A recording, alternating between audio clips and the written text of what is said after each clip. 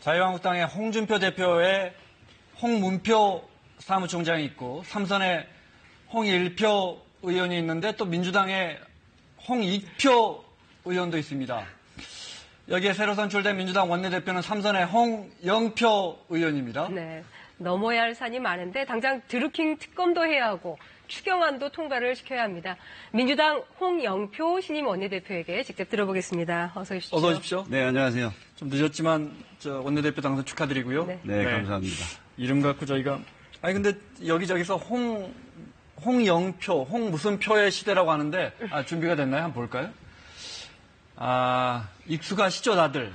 네. 근데 영자를 우리 알파벳 0으로 하면 홍영표 시대입니다. 네. 그래서 제가 그래도 이름 덕을 제일 잘 보는 것 같은데요. 이름 덕을. 여기 다 같이 정치하시고 다들 또 다선 의원들이시라 서로 가깝게 지내실 것 같은데 그럼 학렬이 같은 겁니까? 학렬이 같고요. 네. 네. 저기서 제가 홍준표 대표, 홍문표 사무총장님은 이렇게 제가 가까이 한 적이 없는 분들이고요. 그래요? 네. 같은 학렬이지만 네. 식사도 한번 안 해보셨습니까? 좀 그렇습니다. 그렇군요. 네. 홍일표 의원님은 네. 저하고 한 표 차이기 때문에 좀 당은 다르지만 네. 가깝게 지내고 있습니다. 혹시 또 신문들이 홍준표, 홍문표 두 분과는 식사 한번 안 해봤다 이렇게 또 기사를 쓸지도 모르겠습니다. 네. 네. 원내대표 되신 후에 제일 먼저 하신 일이 단식 농성 중이던 김성태 원내대표 찾아가신 거였잖아요. 그렇습니다. 살펴봤더니 두 분이 참 공통점이 많네요. 삼선 의원에 두 분 다 노동운동 하셨고, 네. 홍 대표님은 민주노총, 김성태 원내대표는 한국노총 이렇게 됐는데 어떻게 말이 잘 통할 것 같습니까? 네, 아무래도 저하고 과거부터 잘 아는 관계는 아니었는데 제가 19대 하반기에 환경노동위원회를 같이 했습니다. 네. 마침 간사라서 그때 2년 동안 굉장히 많은 일을 함께 했죠. 네. 아시겠지만 환경노동위원회는 한때는 불량 상임위로 전혀 법안도 처리하지 못하고 이런 상황이었는데 그 직후에 김성태 당시에 한나라당 간사하고 저하고 굉장히 많은 입법을 했습니다. 네. 예를 들면 정년 연장 60세 법안 이런 것들을 같이 해내기도 하고 그래서 그때도 보면 좀 당의 어떤 공식적 입장하고 다른 것들도 저희 둘이 합의해서 처리하기도 하고 해서 당시에 좀 궁합이 잘 맞았다고 이렇게 생각이 됩니다. 그래서 그런가요? 김성태 원내대표가 이렇게 말씀하셨어요. 영표는 내 친구. 이렇게 표현을 하셨는데 홍영표 원내대표에게 있어서 김성태 원내대표는 어떤 의미일까요? 네, 친구죠. 친구고, 저하고 한 살 차이긴 합니다만은 그냥 같이 이렇게 친구로 지내고 있습니다. 그리고, 지금 제가 원내대표 돼서도, 어떻게 보면, 그런 과거의 경험들 때문에, 이야기를 정말 화를 낼 때는 서로 불같이 화를 내지만, 네. 또 서로, 어려움도 이야기도 하고 하면서, 지금 해나가고 있습니다. 네, 협치를 기대해 보겠습니다. 네, 몇 가지 중요한 이야기를 좀 해야겠습니다. 먼저 남북 문제부터 깜짝 놀랐습니다. 앞서도 저희가 좀 살펴봤지만 북한이 고위급 회담 전격적으로 연기하고 또 오늘 오전에는 외무부상으로부터 성명 발표도 있었습니다. 이렇게 하면 북미 회담 재고려할 수 있다 이런 입장도 밝혔거든요. 들으신 게 있습니까? 저도 오늘 새벽에 북한이 고위급 회담을 중단하겠다 이렇게 해서 깜짝 놀랐습니다. 그런데 또 연이어서 아까 뉴스에 나오듯이 미 국무부에서 북미 정상회담은 예정대로 준비한다 이렇게 돼서 제가 좀 파악을 했는데 아무튼 지금 북미 정상회담을 예정대로 하는 것으로 지금 판단해도 될 것 같습니다. 네. 저는 사실 지난번에 우리 남북 정상회담이 있고 나서 정말 온 결의가 지금 한반도의 평화에 대해서 기대가 높아졌는데 어떻게 저희가 순풍에 돛단 듯이 이렇게 비핵화와 한반도 평화체제가 이렇게 쉽게 되려고는 안 봅니다. 돌풍도 만날 수 있고 태풍도 만날 수 있고 그러나 저는 비핵화와 한반도 평화를 위한 이 걸음이 저는 반드시 목적지까지 다다라서 성공할 것이다 이렇게 확신하고 있습니다. 네. 자, 오늘 이 상황에 대해서 야권에서는 우려의 목소리가 나오고 있는데요. 그 부분 잠깐 들어보겠습니다. 먼저 회담을 제안한 지 15시간도 되지 않아 돌연 취소하며 약속을 뒤엎는 북한의 태도는 우리가 세계에서 가장 변화무쌍하고 예측 불가능한 상대와 마주하고 있음을 다시 한번 확인시켜 주었습니다. 한미 맥스 썬더 훈련을 군사 도발로 규정하고 비판했습니다. 지금 미국 하원에서는 주한미군을 의회의 승인 없이 22,000명 미만으로 축소할 수 없도록 하는 새로운 국방수권법이 하원군사위원회를 통과하고 있습니다. 이런 상황에서 판문점 선언 이것 하나로 마치 핵도 북한의 도발도 사라지고 벌써 평화가 다 온 것 같이 우리 스스로 무장해제하는 것은 결코 정상이 아니다라고 생각을 합니다. 유승민 대표의 저 입장 어떻게 보십니까? 판문점 선언 하나로 북한의 핵도 도발도 다 사라지는 것은 아니다. 어떻게 보십니까? 제가 말씀을 드린 대로 판문점 선언 하나로 우리 한반도의 비핵화와 평화체제가 올 것이다. 이렇게 생각을 하지 않습니다. 그러나 정말 민족사적으로 중요한 첫걸음을 내디딘 건 아닙니까? 그 내디딘 첫걸음이 이렇게 성공할 수 있도록 우리가 지혜를 모으는 것이 필요하다고 봅니다. 과도하게 그렇게 상황을 우려하고 그것을 근거로 해서 너무나 부정적으로 이걸 바라보는 것은 저는 좀 바람직하지 않다 이렇게 보고 있습니다. 네, 민주당 홍영표 신임 원내대표와 말씀 나누고 있습니다. 국민의당 관련해서 홍준표 대표도 자유한국당 홍준표 대표도 문 대통령이 국민 세금으로 북핵을 사려고 하고 있다 이런 입장을 또 밝혔고요. 우리 부담금은 1,500조 원이 될 수도 있다 이런 입장을 밝혔고요. 네. 또 안철수 바른미래당 서울시장 후보도 북한이 핵 문제로 수십조 원을 요구할 것이다 이런 언급을 했어요. 쉽게 말해 북한과의 평화에 우리 국민들의 세금이 많이 들어갈 거라는 거죠. 이 부분 어떻게 보십니까? 저는 또 역으로 이런 생각을 해야 된다고 봅니다. 우리 1년 국방비가 50조입니다. 아마 우리가 평화체제가 돼서 북한이 비핵화를 하고 전쟁의 위협이 사라진다면 우리 국방비를 절반만 줄여도 저는 우리나라는 정말 살기 좋은 나라가 될 것입니다.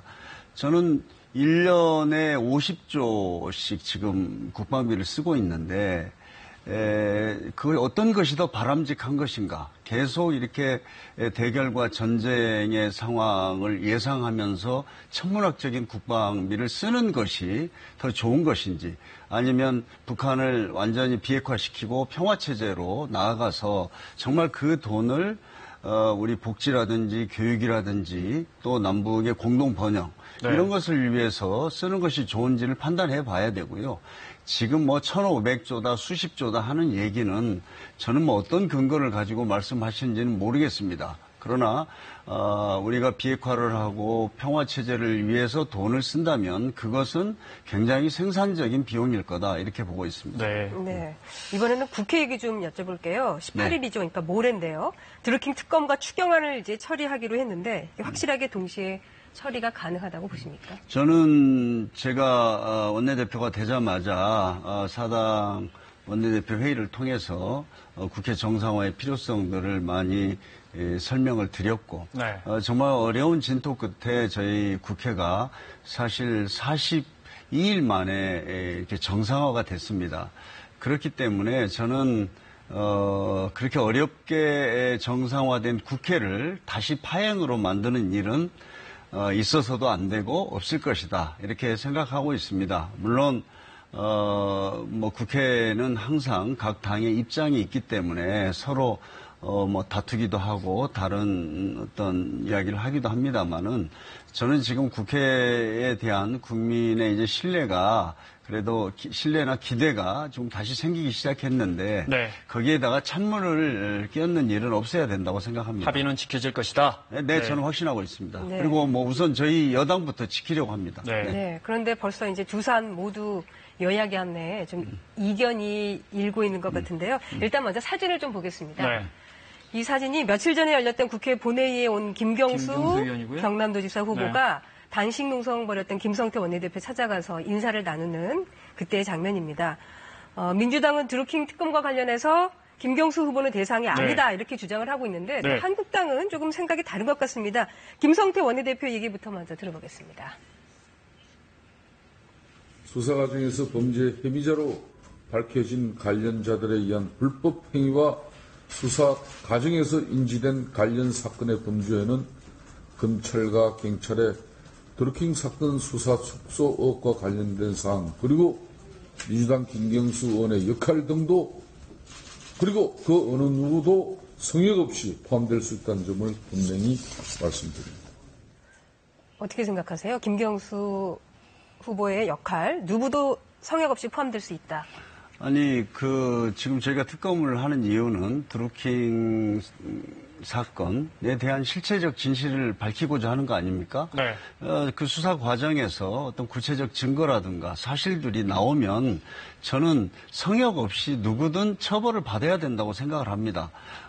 그러나 지금 선거를 앞둔 후보인데 마치 어떤 구체적인 사실도 없으면서 아니면 뭐 어떤 일방적인 근거에 의해서 저렇게 하는 것은 바람직하지 않다고 봅니다.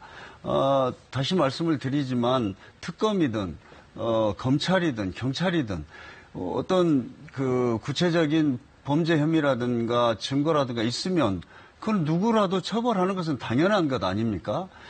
그런데 제가 유감스럽게 생각하는 것은 그런 아무런 사실적 근거도 없이 그저 이렇게 상대 후보를 공격하기 위해서 그렇게 하는 것은 바람직하지 않다고 봅니다. 그러니까 특검을 저희가 합의를 했고요. 뭐 주요 내용에 대해서도 여야가 이견 없이 합의를 했으니까 이제 그걸 지켜보면 된다고 봅니다. 네. 추경안 부분도 좀 여쭤볼게요. 3조 9천억 원의 이제 추경 규모를 놓고도 대립을 하고 있습니다. 한국당에서는 일자리 추경이 아니라 지방선거용 퍼주기다 이렇게 지금 비판을 하고 있는데 그래서 아마 많은 부분에서 예산 삭감을 이렇게 관측을 주장할 거라는 관측이 나오고 있습니다. 1조 이상 깎는다고 보도 나오는데요. 한국당에서는 3조 9천억 중에서. 뭐 저는 저희가 협상하는 과정에서 추경에 대해서 뭐 거의 뭐 협조하겠다 이런 말씀을 했기 때문에 저는 뭐 신뢰를 저는 지금도 가지고 있습니다. 그러나 이번에 추경은 아시겠지만 지금부터 42일 전에 국회로 제출돼서 이렇게 지금 다시 하게 됐는데요. 이번에 주요 내용을 보면 지금 청년 실업을 비롯한 일자리 문제, 거기다가 이 최근에 어떤 GM 공장이 문을 닫은 군산 지역, 그다음 조선업이 지금 잘 안 되고 있어서 문제가 되는 통영이라든지 이런 지역들에 대한 예산입니다. 그래서 고용위기 지역, 산업위기 지역에 대해서 우리가 대책을 세우고 그런 내용을 중심으로 한 추경이기 때문에 네. 아마 심사를 해보시면 그거는 뭐 저는 정부 예산보다 오히려 더 증액을 해서라도 도와줘야 할 그런 상황이라고 봅니다. 네. 근데 그 심사 기한이 이제 4월밖에 없는데요. 네. 3조 9천억 원을 어떻게 4월 동안 이걸 심사를 하느냐 이런 지적에 대해서는 어떻게 생각하십니까? 네, 사실은 저희가 굉장히 촉박한 건 사실입니다.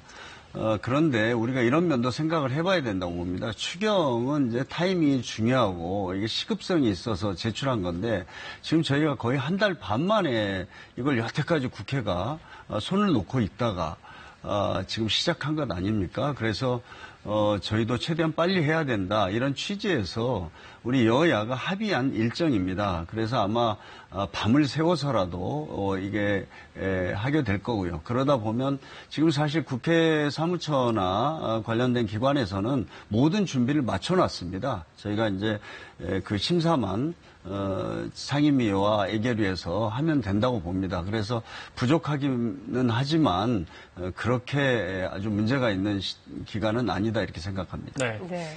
자, 일단 지방선거 좀 여쭤보겠습니다. 광역선거구 중에서 여기는 정말 놓치면 안 된다. 정말 꼭 이겼으면 하는 곳 한 곳을 꼽아주신다면요.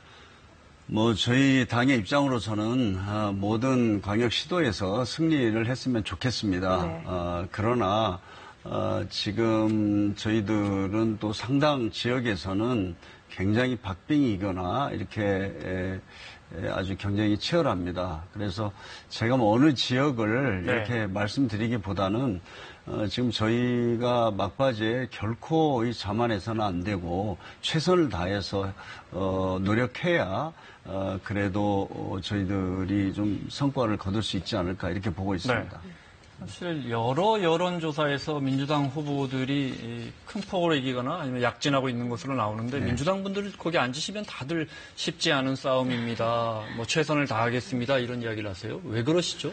그러니까 이제 지금 이제 전체적인 여론조사를 보면은 이렇게 저희가 유리하게 나옵니다만은 네. 대개 이제 선거 때 보면은 예를 들어서 우리 지금 여당이 유리하다. 그러면은 좀 야당의 유권자들이 좀 응답이라든가 이런 것들을 소극적으로 하면서 네. 실질적으로 좀 그 의견이 이렇게 축소돼서 반영이 됩니다. 여론조사에. 네. 저는 그렇기 때문에 그걸 감안한다면 숨어있는 야당 저는 표가 있을 거다. 분명히 있습니다. 그리고 네. 뭐 홍준표 대표께서 아주 말씀을 그렇게 많이 하시지 않습니까? 그래서 네. 그걸 감안하면 저희들은 지금 뭐 절반 이상의 지역에서는 굉장히 박빙이다. 저희가 더 노력을 더 해야 된다 이렇게 생각합니다. 네. 네. 뭐 지방선거도 중요하고요. 또 국회의원 재보궐선거. 이번에 네. 이제 12곳에서 네. 새로운 국회의원을 12명이나 새로 뽑아야 합니다. 네. 현재 보면은 민주당이 118석이고요. 한국당이 113석. 그러니까 5석 차이가 나는데요. 재보선에서 민주당이 몇 석을 가져올 수 있을 것으로 지금 예측하고 계세요? 저는 일단 좀 과반을 넘겼으면 좋겠고요. 네. 저희 최대 목표는 7개 지역구입니다. 네. 하여튼 저희는 7개만 하면 아주 대승리다 이렇게 생각하고 있습니다. 네. 아니, 언제부턴가 저도 이게 진행하면서 보니까 이게 원래 정당이 선거 앞두면 네. 이게 좀 과장해서라도 네. 우리가 이긴다. 이게 분명히 이깁니다. 이렇게 해야 되는데 그런 뭔가의 추세 같은 게 있습니다. 일각에서 저는 그 민주당 일각에서는 이번에 너무 크게 이기면 다음 총선에서 불리해진다. 심지어 뭐 이런 분석이 나오는 것까지 봤는데 민주당에 그런 사람이 없는데요. 없습니까? 네, 알겠습니다. 네, 다들 조심스럽게 접근하고 있다 이 말씀이시죠? 네네. 네. 아니 뭐 제가 시간이 있으면 네. 뭐 국회의원 선거구 하나하나도 내가 자세하게 설명을 드릴 수가 있는데 네. 아마 그게 저는 지금 7개 정도를 목표로 하고 있습니다. 네, 네. 12개 지역 12개 지역구 중에서, 네. 네. 네. 어떻습니까? 지방선거 끝나면 보수 진영의 정계 개편이 있을 것 같습니까? 저는 개인적으로 그렇게 판단을 합니다. 보수 진영뿐만 아니라 아마 전체적으로 우리 20대 국회 후반기는 새롭게 재편되는 과정이 있지 않을까라고 조심스럽게 전망해보고 있습니다. 네. 그럼 제가 그렇게 말씀하셨으니까 제가 좀 더 구체적으로 여쭤보겠습니다. 홍준표 대표 체제는 좀 바뀔까요? 그거는 제가 뭐 상대당적이기 때문에 제가 좀 말씀드리기가 그렇습니다. 네. 네. 그럼 어떻게 될 것 같냐고 여쭤본 겁니다. 좀 제가 말씀드릴 게 적절치가 않은 것 같습니다. 알겠습니다. 네. 네. 자, 끝으로 준비한 질문도 아주 난처한 질문인데 어떡하죠? 정세균 국회의장이 지난달 세비를 반납하시겠다고 하더니 네. 반납했어요. 네. 안 받으셨어요. 어떻습니까? 4월 한 달 동안 우리 국회가 정말 그야말로 공쳤습니다. 네. 국민들 여론도 어떤지 아시죠? 댓글 읽어보시면. 네. 네. 문호동 무임금 이야기도 늘 나옵니다. 네. 어떻게 보십니까? 저는 국민들의 그런 질책이 저는 당연하다고 생각합니다. 그리고 제가 아까 추경 말씀도 드렸지만 42일 동안 이걸 방치하다가 이제 하고 있는데 저는 뭐 입이 10개라도 국민들께 뭐 이렇게 변명의 여지가 없다고 생각합니다. 그래서 이번에 세비 문제도 아마 이번에 저희 당에서도 이번에 정상화가 되지 않았으면 세비 반납하는 것을 저희가 검토했을 겁니다. 그래서 저는 앞으로는 이런 일은 절대로 없어야 된다고 봅니다. 아무리 국회가 서로 뭐 싸운다 하더라도 국회는 열어놓고 싸워야지. 이렇게 물 걸어 잠그고 뭐 텐트 치고 이렇게 단식하고 이런 극단적인 상황으로 가서는 바람직하지 않다고 봅니다. 그건 여야 다 마찬가지라고 보고요. 저희가 국회가 어떤 갈등과 대립을 이렇게 증폭시키는 그런 장이 아니고 대화와 타협으로 민생을 위해서 함께 뭐 선의의 경쟁을 하고 때로는 동반자가 되는 그런 국회가 되어야 된다고 생각합니다. 네. 그런 의미에서라도 18일 여야가 합의한 내용은 이루어질 거라고 보시는 거죠? 저는 뭐 이루어질 거라고 확신하고 있습니다. 알겠습니다. 네. 자, 민주당 홍영표 신임 원내대표와 이야기 나눴습니다. 오늘 고맙습니다. 네, 감사합니다.